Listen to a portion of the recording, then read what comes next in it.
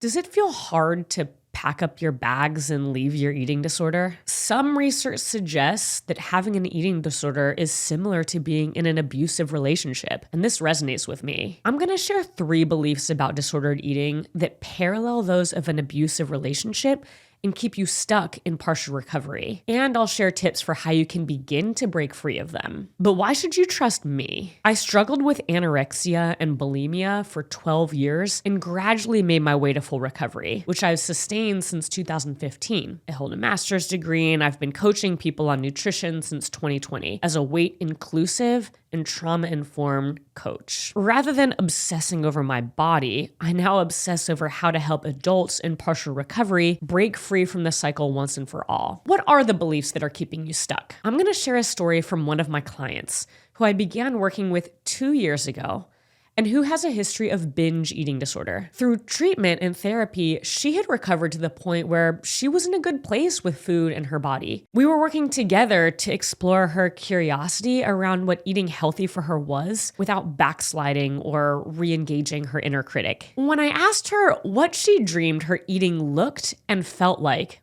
a year from now, she gave this very measured response, and I'm paraphrasing. She said, "I recognize that my relationship with food will always be a fractured one, and that eating normally will be a daily effort for me. What I hope is that in time, I can share space with my compulsion to use food as control, the same way you share space with a stranger on a bus. They're there with you for the ride, but they aren't influencing your direction." In so many words, this client expressed a vision built on the story that her compulsion will always be with her. This response is echoed in many of the conversations I have with clients. If you have never felt liberated in your body or around food as an adult, how would you imagine a life without some level of measured vigilance? Without that passenger sitting next to you that you were trying to ignore. In abusive relationships, it's also common for the victim to hold the belief that this is as good as it's gonna get. If I leave, there's no guarantee of anything better on the other side. Being on my own is more unfamiliar and frightening than the devil I know. And if I were to believe it could get better, I may get my hopes up only to be destroyed when it's not. The belief that keeps you stuck is that the eating disorder voice or the abuser will always be there, that it's always lurking, ready to strike if you let your guard down. And why would you believe otherwise? That's all you've known for a long time. The reason this belief is dangerous is that it limits your thinking to coping strategies. It limits your creativity, the frame through which you see the world, and your ability to imagine other possible, more liberated futures. If the voice is always with me, then I will always need this emotional management tool, this nervous system regulation tool, this compartmentalization tool.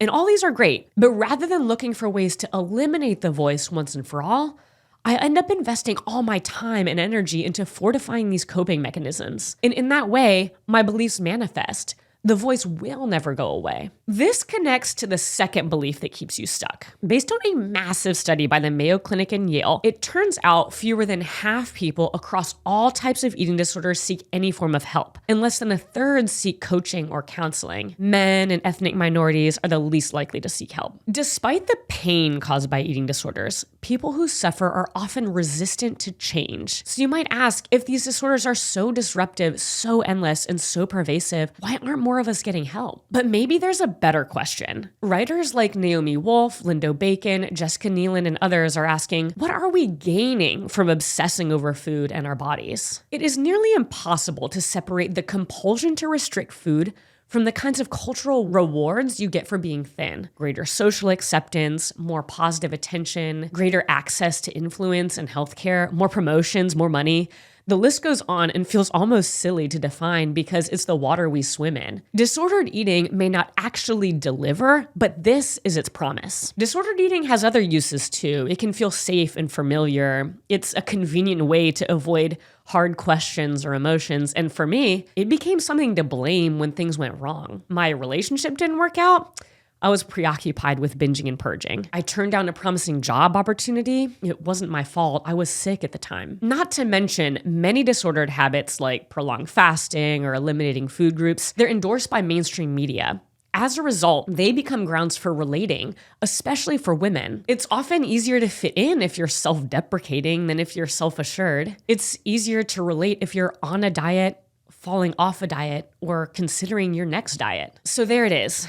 The second belief that keeps you stuck is the belief that the benefits you gain from your eating disorder, the comfort, connection, control, and promise of cultural reward, will not be available to you without it. You'll be on your own. In abusive relationships, like having an eating disorder, the abuser often parades as the protector, as the source of all joy in the victim's life. The abuser holds the promise of happiness and dangles it like a lure without ever truly delivering. They're the source of familiarity and a useful scapegoat when things go wrong. The belief is so understandable and also so dangerous because it keeps us full of false hope and terrified to leave, despite the fact that we're exhausted by the effort it takes to stay. One of the most insidious things about disordered food relationships is that they begin with dieting, a practice many of us are indoctrinated into at a young age before we're old enough to consent. In other words, some of us enter into this relationship with disordered eating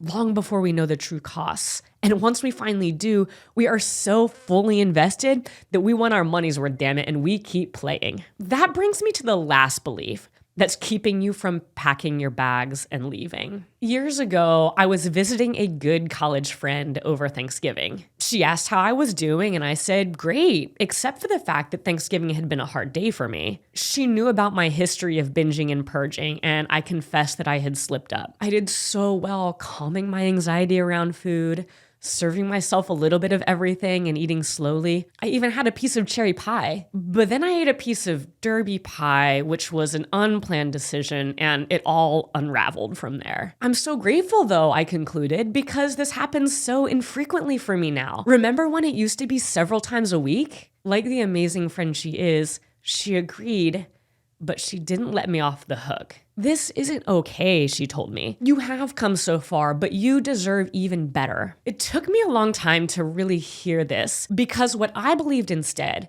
was that this wasn't a big deal right now, not relative to the other things I had going on in my life. Binging and purging once or twice a month was such a welcome alternative to once or twice a week that it barely even registered. I had learned enough to be highly functioning, so what more was there? And this is the third belief that keeps you stuck in partial recovery, that it's just not bad enough to make a change. Instead of seeing our situation from the perspective of someone who is free, we see it from the perspective of someone who has endured worse. So what we do is settle for 25 days of hell a year and call it good enough. This belief is problematic because it keeps us from being honest with ourselves and other people. We may live a less secretive life than we used to, but it's still one affected by a level of isolation and shame, and no level of that is good for us. If you share one or all of these beliefs, take a breath. There is nothing wrong with you. I challenge you to accept that these beliefs are actually self-preservation strategies that are the best you've had to work with up until this point. There's no need to judge them or feel shame for having them. Narrative researcher Merav Showet observes that one difference between people who fully recover and those who don't is the belief that they can. If you want to move past your current beliefs and consider the possibility of full food freedom, here's how you can start. First, an awareness of your beliefs makes a difference. By listening to this, you're already expressing trust that your beliefs are malleable and your story can evolve. Lean into that. Second, know that it's okay to want more from food, your body, and your life than you have right now, even if you aren't sure what that looks like or exactly how to get it. Third, tell someone close to you that you're considering a change. That raises the stakes and moves you closer to action. Fourth, find a guide, a coach, a therapist, or better yet, a community of people whose lives radiate freedom, acceptance, trust, and exploration. These are your people, and they are out there. Finally, don't feel pressured to commit to a new belief system without trying it on first. Treat it like an experiment. See how each new belief sits, how it makes you feel, how it changes the way you move in the world before going all in. And as you do, share your comments below and let us know how it goes. I believe in you.